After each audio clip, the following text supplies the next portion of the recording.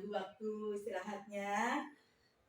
Ini berkaitan dengan saya sebagai guru penggerak, calon guru penggerak angkatan 8 untuk mengerjakan tugas modul 3.1 terkait dengan pengambilan keputusan oleh seorang pemimpin berdasarkan nilai-nilai kebajikan. Nah, untuk itu saya mohon izin Bapak mewawancarai Bapak untuk beberapa hal yang berkaitan dengan keputusan. Bagaimana Pak? Ya, silakan. Yang pertama ya Pak, selama ini bagaimana Bapak dapat mengidentifikasikan kasus-kasus yang merupakan dilema etika atau bujukan moral? Terima kasih Bu Aminah diberi kesempatan ya untuk diwawancarai. Jadi pertama yang harus kita lakukan adalah ketika menghadapi hal yang demikian, tentu kita melihatnya dari berbagai aspek ya, bukan hanya dari seorang pemimpin, tapi kita juga mengidentifikasi atau mendengar dari berbagai pihak. Ya. Barangkali kita kasih contohnya Bu ya. Jadi misalnya kasus-kasus tertentu ketika kita akan di suatu sekolah kekurangan guru ya, kekurangan guru di tempat perjalanan ada yang pensiun misalnya, kan mau tidak mau kan berarti harus ada yang mengajar kan. Iya Pak, benar. Nah, ketika ada yang mengajar kan berarti harus mencari guru atau kemudian menambah jam pada guru yang sudah mengajar. Nah inilah dilema kita ya. Sementara guru yang mengajar sekarang saja misalnya sudah cukup jamnya, sudah berlebih. Nah, sementara kita tidak boleh mengambil guru honor, ya kan? Nah, ini ya dilema kita, gitu loh. Tapi KBM harus tetap berjalan, harus ada yang mengajar, gitu kan? Ini kadang apa yang menjadi permasalahan kita bersama ya, bukan hanya di sini ya, mungkin tempat lain juga bisa terjadi seperti itu. Jadi itulah apa namanya kasus yang sering terjadi. Sementara kita tidak boleh mengambil guru honor, tetapi jam yang ada ketika dibagikan dengan guru yang sudah mengajar sudah berlebih. Ini kadang permasalahan kita sebagai kepala sekolah. Seperti apa ini harus diberikan. Ya. Jadi biar tahu Bu Aminah nih ya, sebagai guru penggerak itu persoalan-persoalan itu pertama. Kemudian yang kedua misalnya kasus-kasus yang berkaitan dengan masalah anak. Ya, anak males lah, anak yang melakukan tindakan-tindakan yang melanggar tata tertib. Nah ini juga dilema buat kita ya. Sekolah tidak boleh mengeluarkan ya kan? Tetapi kalau anak ini dipertahankan terus akan menjadi permasalahan baru di sekolah. Ini juga masalah, jadi rumit juga ya. Jadi artinya rumit ketika memecahkan ini harus kita dipikirkan secara matang sehingga keputusan kita tidak salah. Baik Pak, melanjutkan ya Pak. Selama ini bagaimana Bapak menjalankan pengambilan keputusan di sekolah Bapak, terutama untuk kasus-kasus di mana ada dua kepentingan yang sama-sama benar?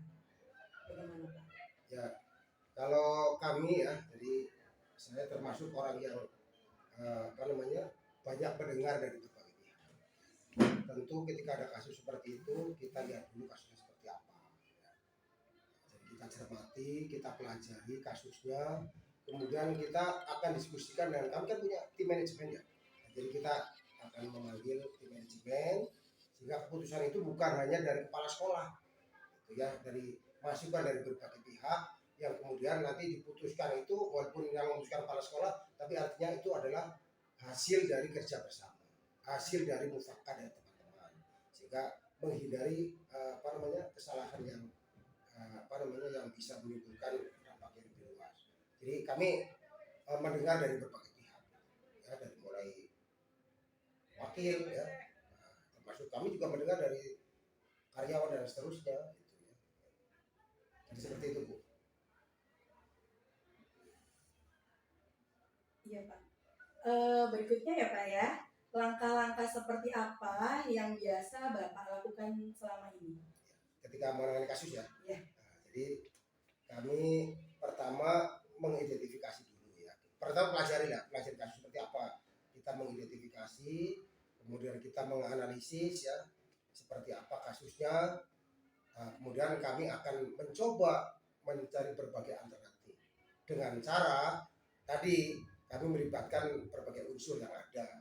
Bahkan kalau perlu kita kalau misalnya kasusnya itu berat menyangkut guru misalnya ya atau menyangkut anak itu kita juga berkonsultasi dengan pengawas ya dengan pengawas sehingga tindakan yang kami ambil jangan sampai kemudian menyalahi aturan.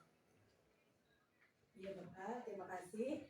Kemudian untuk selanjutnya, hal-hal apa saja yang selama ini Anda anggap efektif dalam pengambilan keputusan pada kasus-kasus dilema etika? Baik, kalau yang berdasarkan pengalaman ya yang kami hadapi, yang paling efektif adalah kita memang harus ada harus pandai berkomunikasi. Titik utamanya adalah komunikasi. Tidak ada permasalahan apapun ya pasti bisa dipecahkan. Yang penting ada komunikasi. Komunikasi itu adalah bukan hanya komunikasi dengan yang menjadi yang berkasus, tapi kita mendengarkan berkomunikasi dengan stakeholder yang ada di sekolah. Termasuk bisa jadi kalau itu masalahnya di sekolah bisa kita mendengar dari sekalipun itu caraka itu juga bisa dimasukkan gitu. Sekalipun ya, apalagi misalnya wakil dan karyawan kasatrak dan seterusnya ya itu sangat berpotensi untuk memberikan masukan yang berarti untuk kita semua. Jadi kuncinya adalah komunikasi. Komunikasi ya Pak ya. Baik Pak. Kemudian hal-hal apa saja yang selama ini merupakan tantangan dalam pengambilan keputusan pada kasus-kasus dilema etika? Jadi tantangan yang sering kita hadapi adalah kadang bertentangan dengan hati nurani kita. Satu sisi kita akan menegakkan sebuah aturan ya, dan aturannya ada, tapi hati nurani ini kadang tidak yang belum bisa menerima gitu ya. Tapi aturan harus tetap ditegakkan gitu ya. Kami termasuk yang agak berperasaan ya kalau kita memutuskan sesuatu ya misalnya kita memanggil guru, meminta guru dan seterusnya ya. Saya bukan termasuk orang yang bertangan besi ya Ibu ya. Jadi mantap tetap gitu aja, tapi kita juga harus itu tantangan terberatnya adalah kadang sering bertentangan hati nurani. Tidak tega gitu ya, tidak tega ketika memutuskan itu. Baik Bapak, apakah Bapak memiliki sebuah tata cara atau jadwal tertentu dalam sebuah penyelesaian kasus dilema etika tadi? Kalau jadwal itu maksudnya gini Pak, mohon maaf ya Pak, saya teruskan. Apakah Bapak langsung menyelesaikan di tempat itu juga atau memiliki sebuah jadwal penyelesaian, bentuk atau prosedur yang dijalankan? Itu tergantung kasusnya Bu ya, tergantung kasusnya ya. Kalau kasusnya sepele bisa langsung diselesaikan. Kalau masalah kasusnya lebih berat, kita akan memutuskan sesuatu yang berat itu. Kita tentu harus kembali ke awal, kita harus mendengarkan dari berbagai pihak. Kita harus melibatkan semua stakeholder yang ada, terutama tim manajemen. Ya, jadi kita nggak bisa langsung main ini aja ya, dan pukul. Ya, tapi tidak terjadwal juga. Tapi kalau yang berat memang ada pertemuan. Misalnya gini, kita akan kasus dengan siswa ya, siswa bermasalah lah. Kami dari hal yang kecil ini dari guru BK, dari wali kelas pertama ya. Kalau sudah itu memuncak, baru kami akan memutuskan. Itu semuanya berkumpul semua dari guru BK, wali kelas, kemudian wakil siswaan, kepala sekolah, termasuk orang tuanya dipanggil. Gitu ya. Jadi itu seperti itu Bu. Jadi tidak terjadwal memang, tapi kita ada tahapan-tahapannya ya. Ya. Adakah seseorang atau faktor-faktor yang selama ini mempermudah atau membantu Bapak dalam pengambilan keputusan dalam kasus-kasus dilema etika tadi? Bagi saya siapapun bisa membantu. Saya sih akan saya tidak melihat status orang, jabatan orang ya. Kalau itu baik, kami terima. Jadi artinya gini, kalau yang paling dekat adalah kan tim manajemen lah ya, itu paling dekat yang banyak memberikan masukan. tetapi juga tidak memungkinkan orang yang jauh, artinya misalnya seperti karyawan atau guru biasa yang yang muda, yang tua dan seterusnya, itu juga bagi saya adalah sumber masukan untuk kita. Karena kita seorang pemimpin itu harus banyak mendengar, ya. Jangan banyak berbicara, tapi banyak mendengar. Nah, dari mendengar itulah, dari siapapun, kalau itu baik, kita akan terima. Jadi tidak ada khusus siapa yang harus beri masukan. Tidak. Termasuk saya itu adalah orang yang tidak mudah percaya diberi masukan oleh orang. Saya harus lihat sendiri. Saya harus lihat sendiri juga. Jadi ketika akan memutuskan, misalnya ada masukan juga dari orang, kami sekedar pertimbangan saja. Tapi saya akan melihat sendiri seperti apa kasusnya. Jadi begitu Bu Aminah ya. Oke Pak, ini mungkin yang terakhir Iya, ya. iya. Dari semua hal yang telah Bapak sampaikan tadi, pembelajaran apa yang dapat Bapak petik dari pengalaman Bapak pada saat mengambil keputusan dilema etika ini? Jadi yang terakhir yang harus kita lakukan adalah dari hikmah atau dilema etika ya. Iya. Etika ya. Jadi ketika terjadi problem-problem yang ada di situ, satu benar ya, kemudian tapi ada kepentingan-kepentingan yang lain, kita harus berhati-hati ketika mengambil keputusan. Jadi jangan sampai, walaupun kadang kita bertangan hati nurani ya, tetapi bahwa peraturan itu harus kita tegakkan, harus kita tegakkan. Memang resikonya adalah tidak populer, Bu.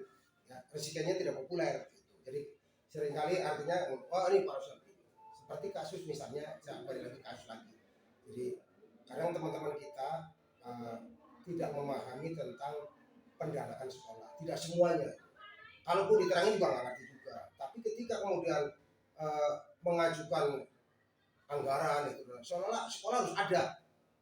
Nah, dilema kita adalah karena di Jakarta itu ada sistem RKAS, itu tidak semua yang diminta itu di komponennya ada, gitu loh ya, di komponennya ada. Sehingga kadang sekolah tidak bisa memenuhi. Nah, ketika seperti itu, teman-teman menganggap bahwa sekolah mempersulit lah, inilah. Itu hal yang biasa, memang dinamika dalam sekolah biasa. Ya, biasalah itu di mana-mana sama. Karena tidak semua orang paham tentang itu. Ya, jadi memang itu adalah tantangan seorang pemimpin, Bu ya. Seorang pemimpin itu ya harus siap menerima kritikan. Jadi tetap kita legowo, Bu. Jadi ketika nanti akan termasuk ibu jadi pemimpin ya juga seperti itu. Harus legowo, terima kritikan dari siapapun. Ya. Itu jadi harus kita banyak mendengar. Jadi begitu Bu Aminah.